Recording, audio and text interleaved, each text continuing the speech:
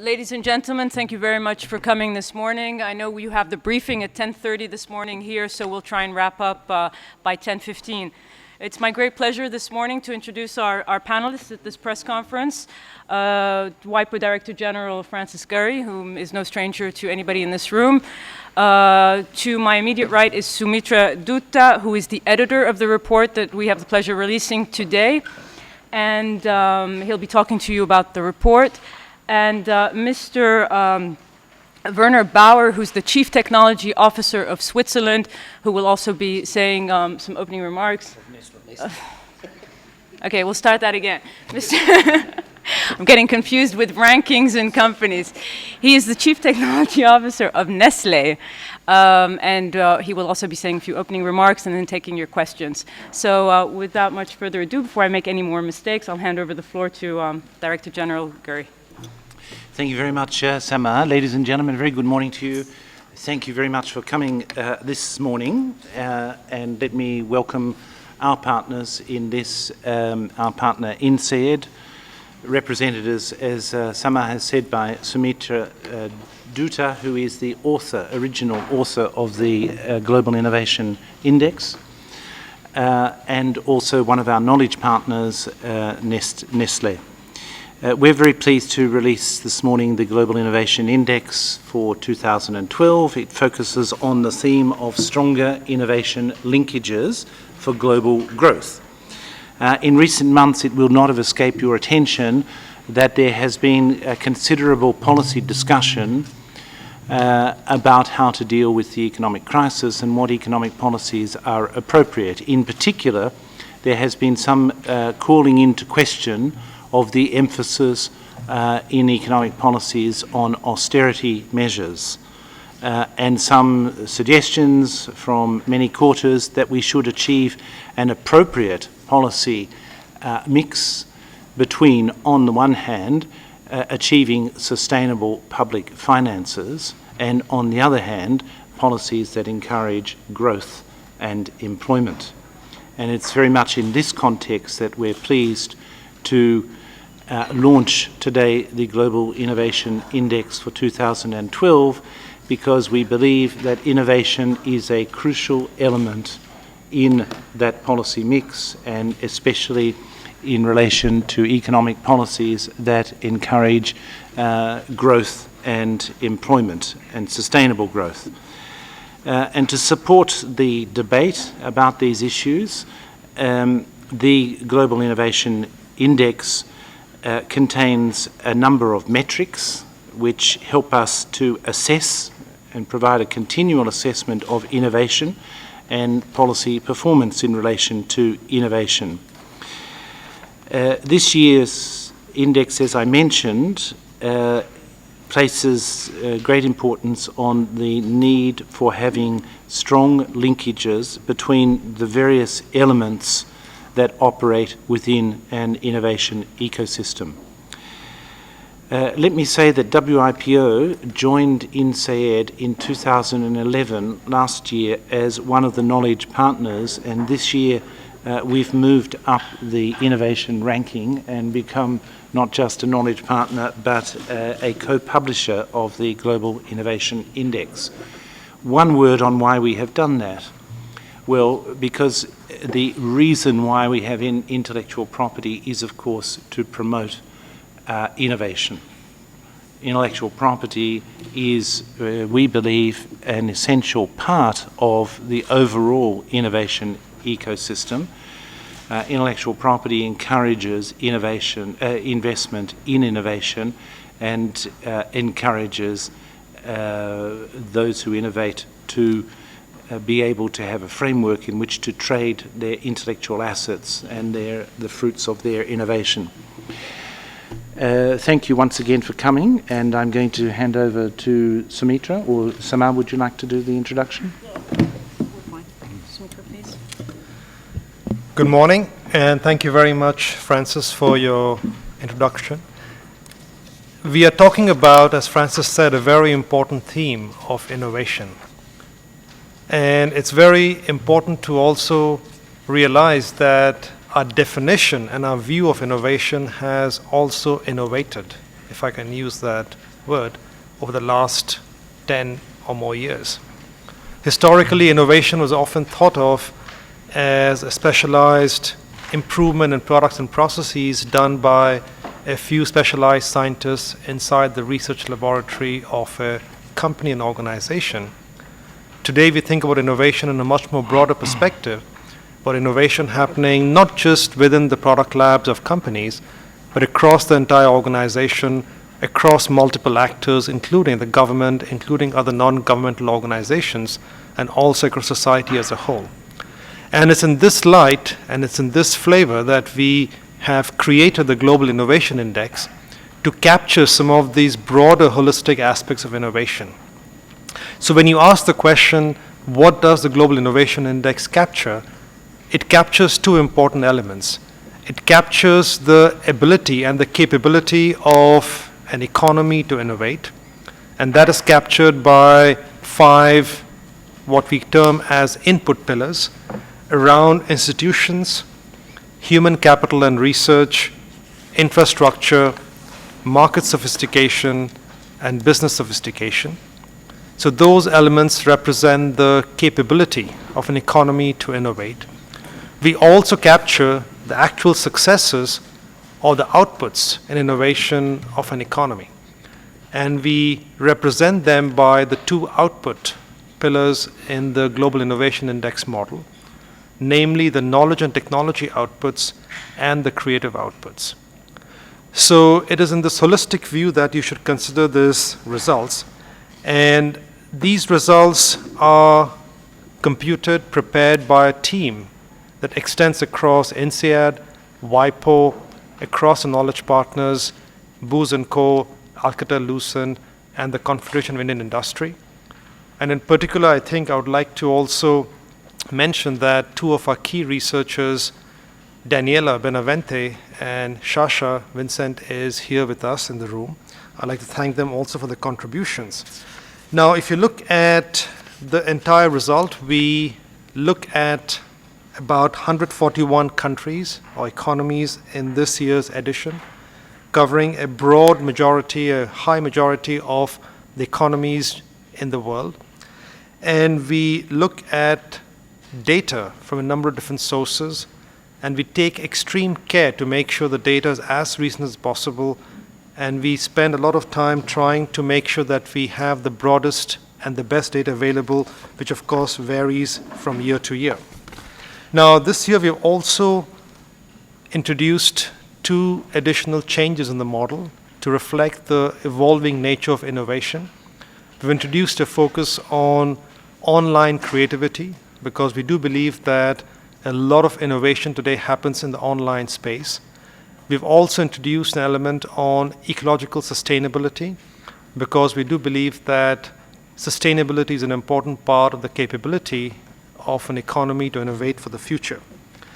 If you look at the rankings, we produce 2 rankings from the model and the analysis. One is the overall index, which is an average of the scores on the input 5 pillars and the 2 output pillars, and that average score is termed as the Global Innovation Index.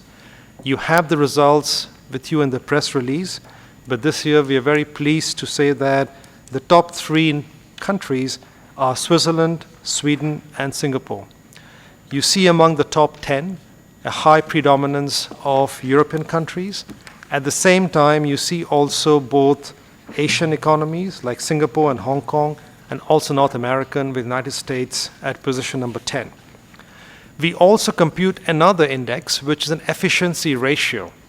And the efficiency ratio is the output divided by input. It is not the average. It is essentially showing how efficiently is an economy transforming its input capability into innovation outputs.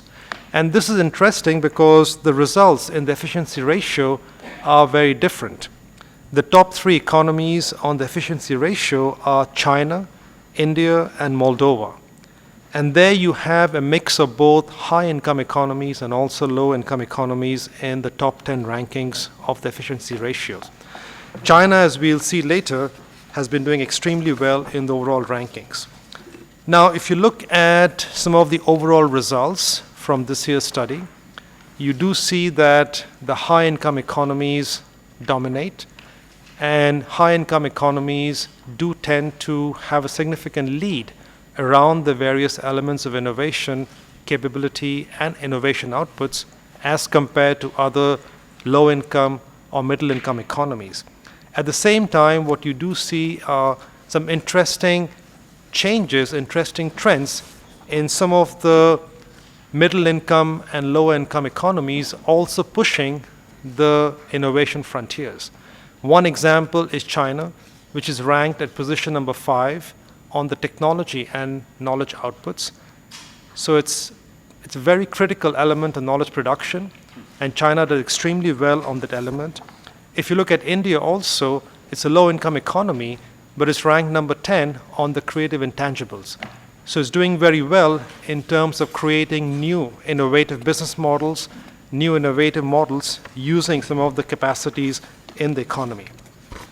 Now, one of the concerns we have identified in the report is the tendency in some economies to perhaps slow down the rate of investments in research and development inside their own businesses and governments. And we feel that this is of some concern, because if one slows down the rate of investments in innovation, it is not often easy to pull back and recreate the same kind of momentum once the current crisis or the crisis disappears or at least becomes less accentuated. So it is very important to maintain the rate of investments in innovation if one wishes to emerge from this crisis on a stronger footing and also wishes to become more competitive in the future. In this case, we see that some countries have increased their business R&D spending. Turkey, Slovakia, Korea, Poland, Ireland, Hungary, and Portugal stand out as economies where the business R&D spending, in fact, has increased in the last few years. As Francis mentioned earlier, we do believe that linkages across the various actors in the innovation ecosystem is very important. And we have a number of more in-depth studies looking at how linkages happen across different actors and how different economies in the world, be it in the Middle East, be it in India, in Asia, or in Russia, are looking at the innovation ecosystem. So I'd like to encourage you to look at the chapters that accompany the data production, the data analysis in the report that go into more depth on the linkages in the innovation ecosystem. We also see that inside Europe, there is a very clear differentiation or some kind of a gap emerging on the innovation capability, innovation results between Northern Europe and Southern Europe. A good news is that some of the Eastern European countries are emerging as fast learners and approaching their levels of performance, improving them significantly. You see in North America some signs of weaknesses in some variables, and we do caution that these economies have to invest in some key fundamentals that can improve their innovation capacity further and sustain their performance in the next few years. We do see that in some of the BRIC economies, there are some areas of weaknesses, at the same time some areas of strengths, and we do recommend that the BRIC economies continue to invest in innovation, the innovation infrastructure, because they have to both realize their potential, and at the same time the world is expecting more from them in terms of driving overall growth and consumption in the world. As a final comment, I would like to mention that innovation is a changing phenomena, is changing definitions are being applied to innovation. Measurement of innovation is a difficult challenge, at the same time the challenge that we all have to address. If not, policymakers don't have the right level of data and a framework to analyze and to make the right decisions.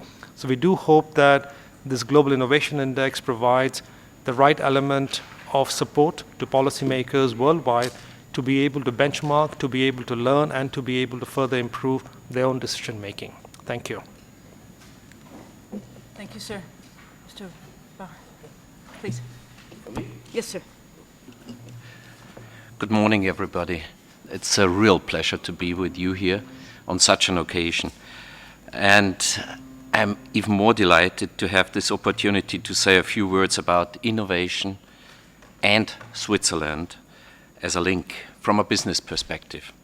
When Henry Nestle invented his first product 150 years ago, he could not have foreseen the future position of Switzerland as the global innovation champion, as it was just explained today.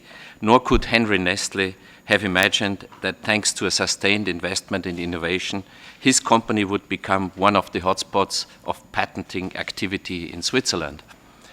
I'm often asked what it takes to be innovative. Innovation is all about real thought leadership and the capabilities behind it, such as understanding the consumer, developing leading technologies, having environmental sustainable solutions beyond the new solutions, and having the right route to market. Innovative companies also embrace a culture of engagement, openness, and sharing, both inside the company and outside. In other words, you need to be in the right environment for innovation. There is no doubt. And that's the beauty of doing R&D here in Switzerland. In fact, over half of Nestle's investment in research and development are in Switzerland. For example, this year alone, we are inaugurating 3 new research and development facilities in Switzerland. One for health science, one for systems like Nespresso, Dolce Gusto, specialty, those who are the tea lovers, and one for clinical research. This country provides a particularly rich and stable environment for innovation. Let me highlight 3 important advantages of doing research and development in Switzerland. Firstly, the education system. The dual system of general and vocational education in Switzerland provides an exceptional talent pool.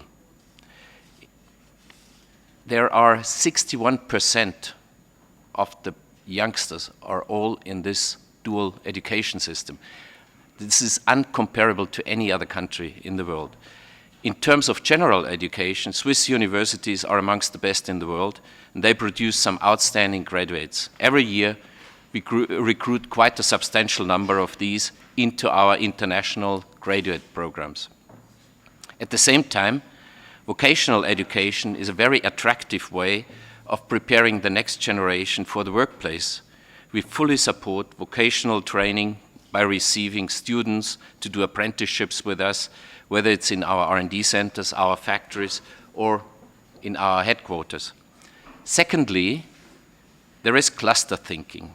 To understand what drives the economic performance of a country, you need to understand what's happening at a local, regional, and international level.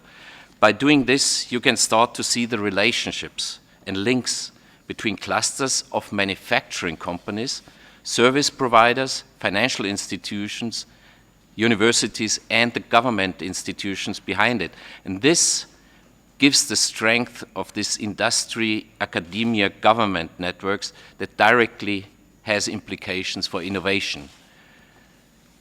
What it means is you cannot dislink production and R&D totally. You will fail on a long term. Let me give you a concrete example of how Nestle is applying cluster thinking in life sciences. We have just established our new Nestle Institute of Health Sciences in the Innovation Square at the EPFL in Lausanne. This means that we can be fully integrated in the local cluster of modern biotechnology, nutrition science, and life science activities on the campus, and at the same time be part of a company. And further still, we extend then our cluster thinking in life science across the borders of Switzerland by engaging in international collaborations and partnerships. One of those examples is our alliance with Epigen, which is one of the best reputed consortia on epigenetics and an international cluster of life science experts in Singapore. With that, I almost come to the end, because this depth in connectivity and networking really helps to drive the innovation agenda forward. There's a third point, and that's clearly the working environment. Switzerland is unbelievably attractive to young families, to prospective employees, in both for the work and the non-work environment. I arrived here 22 years ago, and it would be difficult for me to leave again Switzerland because of all the positive sides, from teaching to working to sports environment. In short, Switzerland is a great country in which to do research and development. It facilitates innovation, helps to secure business growth for the long term. Thank you. Thank you, gentlemen. We're open for questions. If you could identify yourself before asking. Isabel, please. Good morning. Isabel Sacco with the Spanish News Agency. While in the top leaders of the Global Innovation Index, we see the usual ones, the usual countries. In the second index you propose, the Global Innovation Efficiency Index, we can see some countries we could not expect to see there. I would like to ask you in particular for the case of Paraguay. Why this country is in this list? Why is this country doing well in efficiency terms? Perhaps Sumitra can take that question.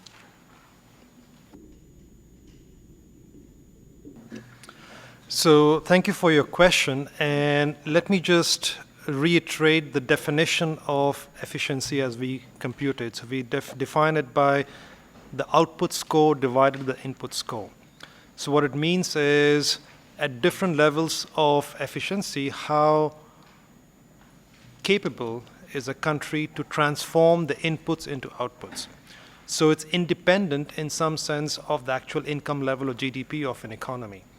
So in the case of Paraguay that you mentioned out here, you see that its score on the output subindex is 62, and the innovation input subindex is 103. You have all the details, by the way, in the report that you can pick up a copy, and on the country profiles you can look at the details for every country. And what it shows is Paraguay, for example, has relative weakness on the input conditions, is ranked 103 among 141 economies, but it is doing, in relative terms, much better on the output conditions, on the actual economic and innovative outputs, where it is ranked 62nd in 141 countries. So it's an example of how Paraguay is better able to transform some of its input conditions, despite perhaps not having the same kind of excellence across the country. If you look at some of the other economies out there, many of them are sometimes low-income, middle-income economies. Switzerland, in fact, is the only high-income economy with Netherlands in the top 10. So often what you see is some of these lower-income, middle-income economies, they don't have a high level of uniformity across the economy as Switzerland might have in terms of infrastructure, education, other kinds of environmental conditions, but they've succeeded in creating islands of excellence, in which these islands of excellence are able to create high levels of output.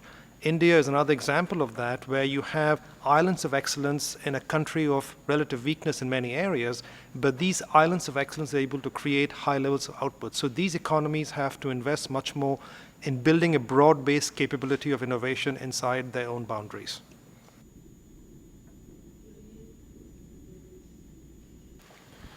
Yeah, my question perhaps to Mr. Guri, good morning. You're talking about pockets of excellence. For many years in Brazil, we spoke how Embraer was a pocket of excellence, how this meant innovation, etc. In your report, you show exactly another side of the story, which is these pockets of excellence were never transformed into the entire economy or to the entire society. Brazil fell many places in your ranking this year, for example. What does it take to go from pockets of excellence to transforming the economy? I'm not sure if I understood how this step can be done. And secondly, still on the report, and following up on Isabel's question, and nothing against Paraguay, but it's very difficult to imagine exactly how a situation in Paraguay can be quoted as something as high profile as you said, because, by the way, they export per year $4 billion. I'm not sure if then this excellency or this innovation is being transformed into any gains into society.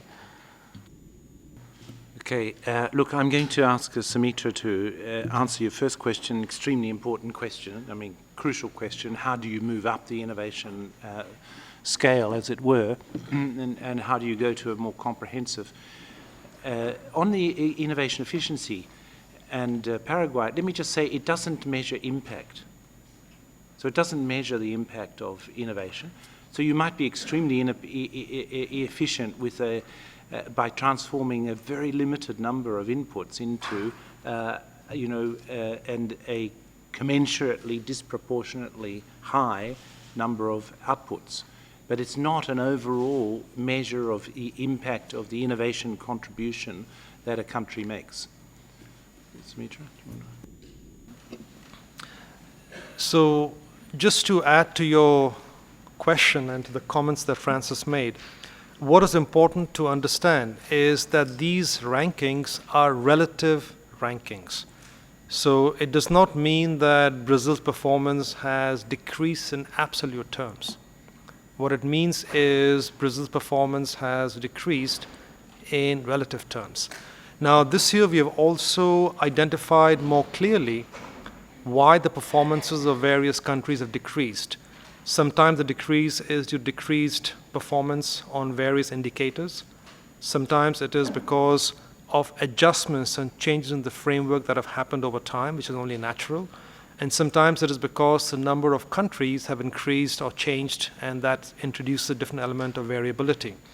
So if you look at pages 68, 69 of the report, you will see the entire defined, let's say, details of the changes in various countries. But in the case of Brazil, what you see are several areas of weaknesses that the country can perhaps try to address further. The country is doing very well in some aspects, especially, for example, on the knowledge and technology outputs, and the creative outputs is ranked 55 and 54th in the world respectively. But at the same time, on elements like institutional, the framework and the environment is ranked 84 among 141 economies. On human capital and research, it is ranked 83rd among 141 countries. So it is all a question of areas of possible weaknesses to address, and looking at how you or how one country performs in relative terms to other economies that might be comparable.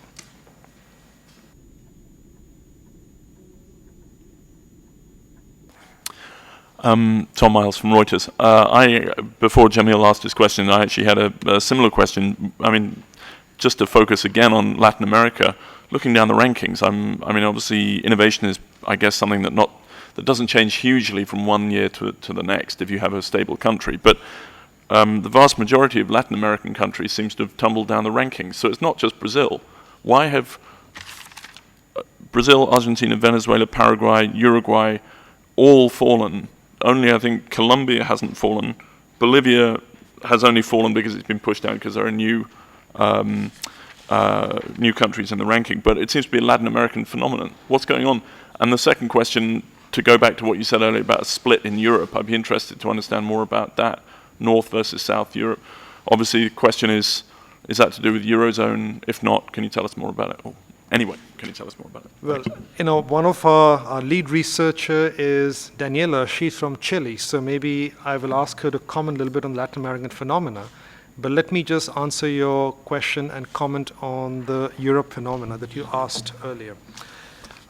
Europe is an interesting mix of countries.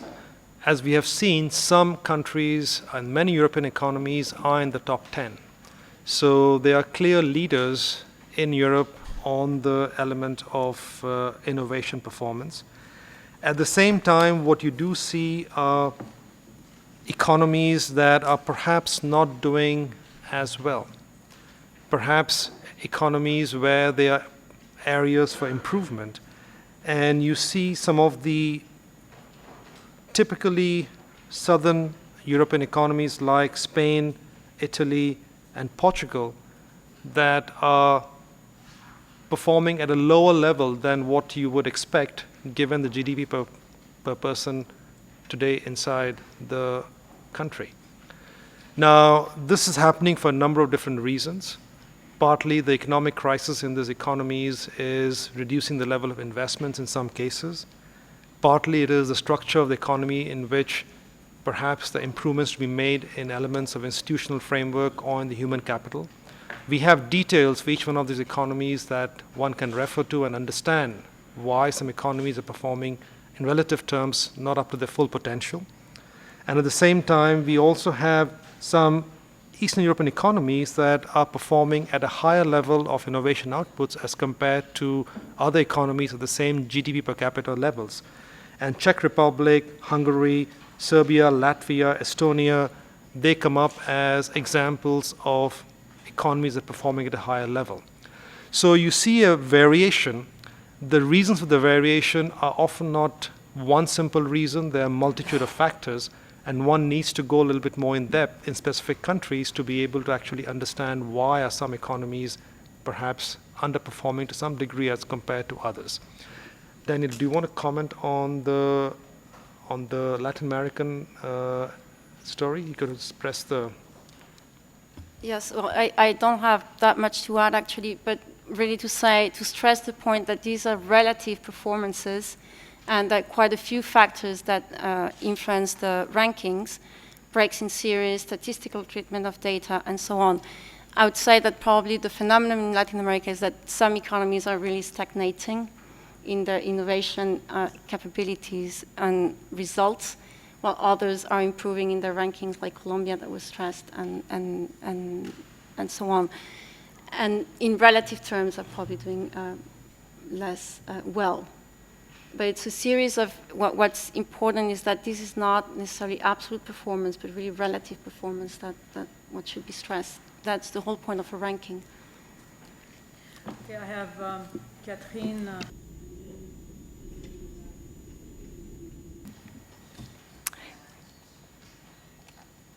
Yes, hi. I'm Catherine Sayes from Intellectual Property Watch.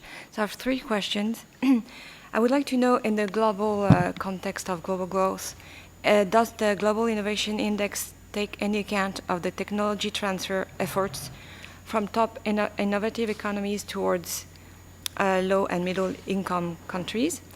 Also, does it draw any linkages between the strength of IP, of the IP system in top innovative countries compared to less innovative countries? And does the index give any idea of the sectors in which global innovation is the strongest?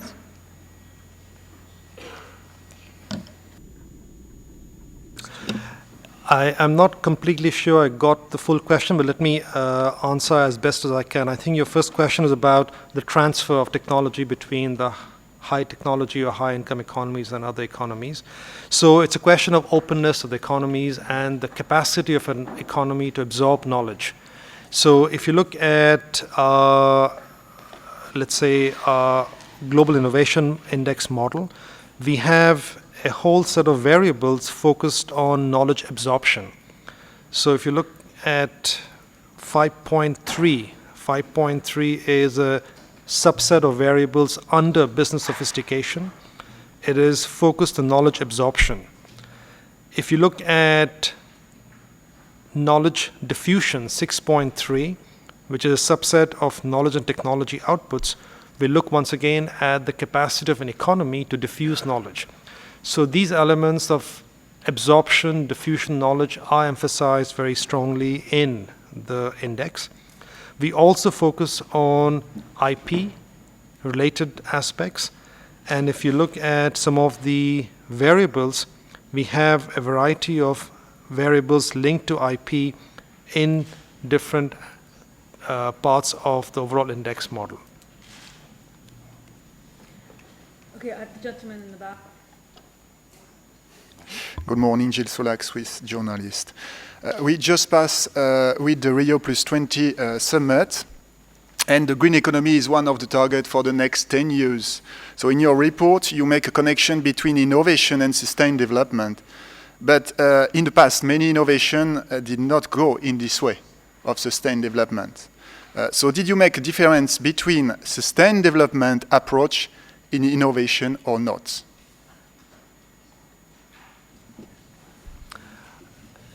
If I understood the question correctly, you are asking about sustainability and innovation, the link between the two. As I said earlier, every year we evolve the framework, and one of the key evolutions this year was to add this separate block of variables focusing on ecological sustainability. So we completely agree with some of the comments you have made, and we do believe that this is an important element for defining and sustaining innovation in the future. And today we have a number of variables that define ecological sustainability, and we do expect that some of these aspects will become more stronger and become more emphatic inside the model in the coming years. I have 4 on my list. First of all, GII, then Dan Prison. GII Press, Masaki Kondo from Japan. My question goes to Mr. Gary. You mentioned at the opening there is a strong linkage between innovation and economic growth. I'm wondering, what is the linkage between innovation and the number of international patent filings? Because international patent filings, which also WIPO publishes, I think United States, China, and Japan are always top 3, but I don't see, for example, China, Japan's, my country, 25th this year. I'm wondering, what is the linkage between the number of patent filings and innovations? Thank you. Well, the number of patent filings is one of the outputs that's measured that goes into the overall innovation index. And we would say that several things, several comments, if I may make. First of all, that innovation, as Sumitra has said at the outset, is a broader phenomenon than just technology. I think our understanding of it has evolved to include, for example, also design, marketing information, management information, everything that goes across the spectrum. So it's a broader phenomenon than simply the scientific or technological phenomenon. A second comment would be that the index is really trying to establish metrics and evaluate innovative capacity. It doesn't say which innovations are good or bad. So it doesn't give you an idea of how much you are going to earn out of your innovation. We would hope that there's a correlation between, economic performance and innovative performance, of course, but it's not. That's not the purpose of this particular index. So I would say that it's an interesting question to try to establish what correlation exists, and it's something that we perhaps ought to look at.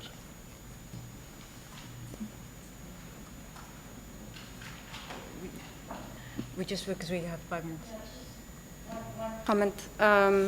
Sorry, on patents, Japan is actually ranked first on patent applications at the national office and fourth at the Patent Cooperation Treaty. I have to say, though, that the patent data is scaled by GDP. That means how many patents do you have per billion GDP in your economy? That's the way we're measuring it, so that all the data are comparable across countries. Thank you. Thank you. Dan? Well, I think my colleague preempted my question a little bit, but I'll go ahead. And that is, I was wondering if you could explain the disconnect between the figures on patent applications and the innovation index here. For example, I believe last year we had 2 Chinese companies among the top 3 filing for international patents, yet China ranks behind Qatar on your list. I was wondering, where does China slip up in the innovation index because it's so strong on patent filings, both the number of patents filed as well as the companies doing that. Singapore is another example. It ranks very high, but yet if you look at the WIPO statistics on patents per population, they're well behind South Korea. They're well behind other countries, yet they rank very high in the innovation index. What is it again that brings them up higher than we would normally expect if we were looking just at the patent applications. And if I may ask, do you have more recent figures on R&D spending? You mentioned it's been tanking since the crisis, but you have figures from 2009. Do you have more recent trends from 2010 or 2011? Thank you. Well, look, I think part of the answer is related to size. China is the second largest economy. It has the second largest gross national product in the world, but it's less than 1/100th when it comes to gross national product per capita. So, size is an obvious influence here, and it's not an accident that when you look at the top, those who are in the top 10 performers on the Global Innovation Index, you have Switzerland, Sweden, Singapore, Finland. The UK is a large economy, of course, the Netherlands, Denmark, Hong Kong, Ireland, the United States of America. So the US and the UK are the two largest economies in that 10, and the others are smaller economies, of course. And you mentioned Switzerland as being top, but it performs extremely well for number of patents per capita.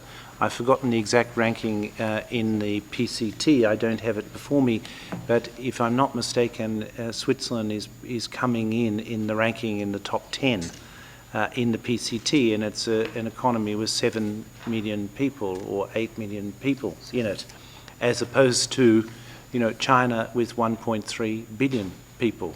So size has a big influence. I think you've got to take that into account in assessing that this is a measurement of capacity given the size of the various economies. Just to add some brief comments to that, as was mentioned by Francis, innovation is more than patents, and we try and cover a variety of aspects in how innovation can be expressed. One area we have introduced inside the model this year is the whole space of online creativity. We know there's a lot of online creativity happening in the world, and we try and capture some elements of that in our model in 7.3 online creativity. Now, if you look at China in particular, China has made dramatic progress in many elements of its knowledge and technology outputs, but also has many areas of further improvement. We heard from Professor Bauer how Switzerland provides a very conducive environment for researchers to live and to operate. And if you look at China, China is ranked 121st amongst 141 economies on institutions. And in certain areas like ICT access, it has a lot of further progress to make. ICT access, it is ranked 80 among 141 economies. So I can give you all the other examples, but you look at the detailed profile of China, you will see some strengths and some weaknesses too. So I think that's the challenge for economy in China, to be able to have a much more uniformly high-level performance across the different key elements that drive innovation capacity and performance in the economy. Okay. The R&D, in terms of The more R&D question, the answer is we take the latest available data that is at the time of publication of the result. So we are trying to get data published by international sources, and we do the best. Today, the data that we use right now is from 2009. Do you have any indication that this is continuing, this downturn, since 2009? No, as I said earlier, so we have data for some countries, and we see that some countries have increased spending, and I mentioned that. Turkey, Slovakia, Korea, Poland, Ireland, Hungary, Portugal. Some countries have held steady. We see, for example, USA, Germany, France, and Russia, where the business investments in R&D are steady over the crisis, and some other countries where decreased, but we don't have the data series that reflects that from the international organizations as yet.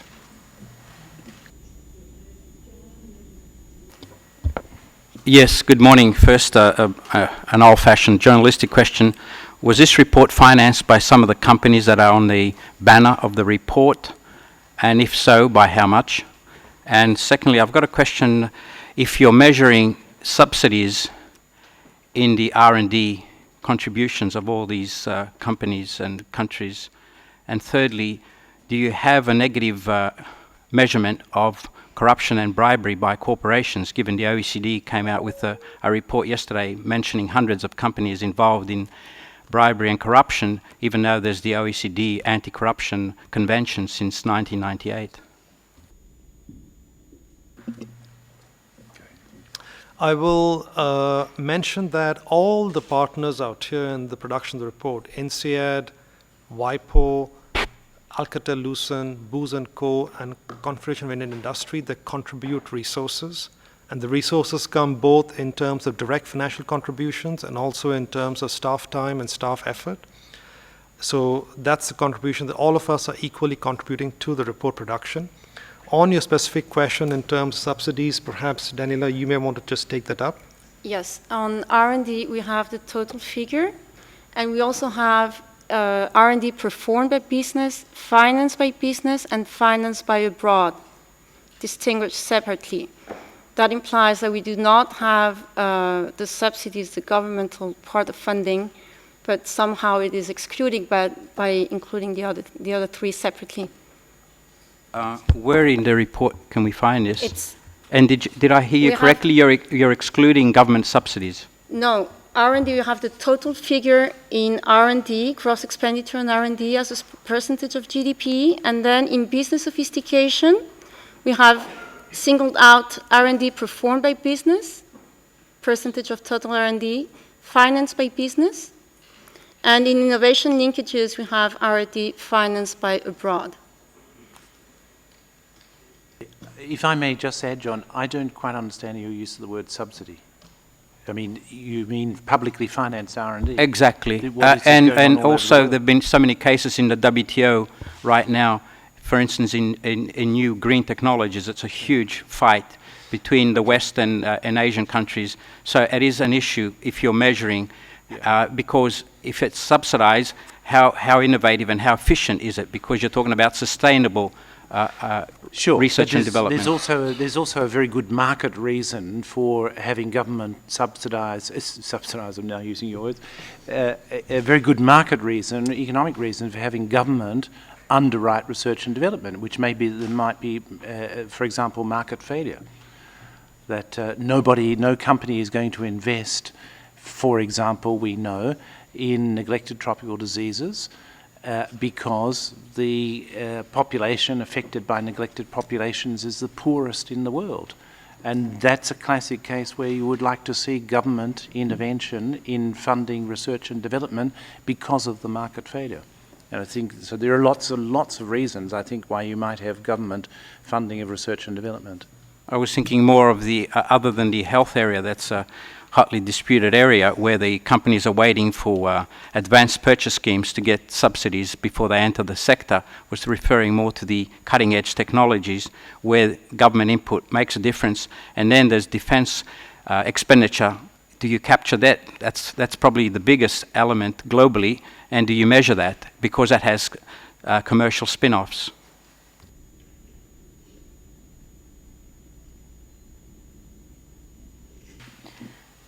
Sorry, do you measure the spin-offs from defense R&D? Specifically, no. To the best of, we don't measure that specific element. Yeah, defense R&D is in, but not the spin-offs from there.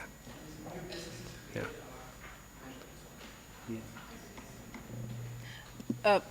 Please. Yes, Xin from China's national television, the CCTV.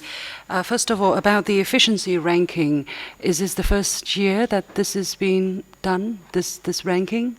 That China is ranking #1, so I'd like to know whether this is the first year that this ranking has been done, first of all. Secondly, on page 68, you have source of changes in the ranking for all the countries, but it's quite complicated as you have the GII 2012 rank, that is A, and then GII 2012 rank among 2011 economies B, and then rank C, and then change in the ranking. I understand that's the overall change, and then you have change due to improved or worsening performance, and then change due to adjustments to the framework, and change due to the inclusion of additional countries and economies. So if we want to look at whether a country improved or worsened on the innovation front, which number shall we look at?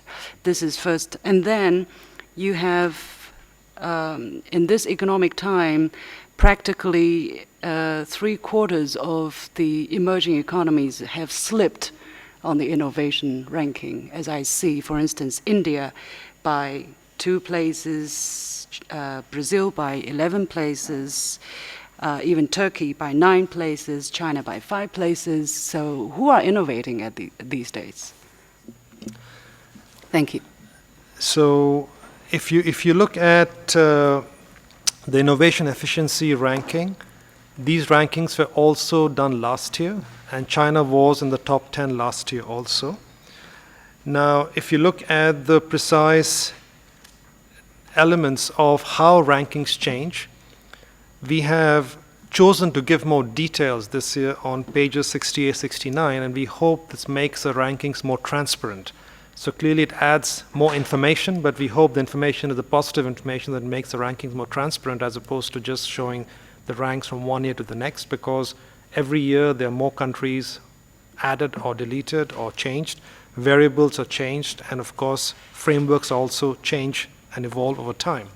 So if a country slipped on the ranking, does that mean the country has really gotten worse on the innovation front or not? How should we look at it? So if you look at the 3 possible kinds of changes that we have outlined, and the elements of explanation of changes are in the columns E, F, and G. So E explains the change in ranking due to performance, and I must emphasize relative performance. The second column, F, refers to changes in the ranking due to model changes. So this year, for example, we've introduced some model changes around ecological sustainability, around online creativity. And the third and the last column of G is the change due to inclusion of new countries in the framework, in the ranking, because we try to enlarge the number of countries every year to the degree possible. So to understand the changes in ranking, my recommendation is to look at E, F, and G columns, and that tells you precisely how these things change. Now, as I mentioned at the start, these are relative rankings. So what it means is that a country's performance in absolute terms may have increased as compared to last year, but in relative terms, when compared to the world globally, it may have slipped. We'll take one last question because I think we have to wrap up for the briefing quickly. Yes, just the only questions to which I expect a convincing reply today. First, unless you already addressed that before I came to this room, what happened to Mr. or Mrs. Shonit Banerjee? Is that person safe and sound? She's buried now in the table of content, but I hope that everything is fine with that person, who is he or she. And secondly, has the demise of Nokia given a blow to the Finlandomaniac religion which had been in fashion for a decade? Well, the first issue you're referring to is a small error in the printing that was corrected. So we in fact have, of course, he just stepped down as the CEO of Booz & Company. So he's very well, happy, healthy, and hale and hearty. So many of you might have the things with the corrections. Some of you may have ones without the corrections. So apologies for that. And in terms of your question about Nokia, I think clearly, there are technology shifts happening all the time around us, and there are companies that sometimes, unable to respond to the right way or have challenges to doing so. But at the same time, what this study is measuring is the capacity of an economy to innovate. So what we do hope is I hope Nokia recovers and does well, succeeds, but what's the capacity of Finland to create more Nokias and more successful companies in the future? Thank you very much. Have a good day.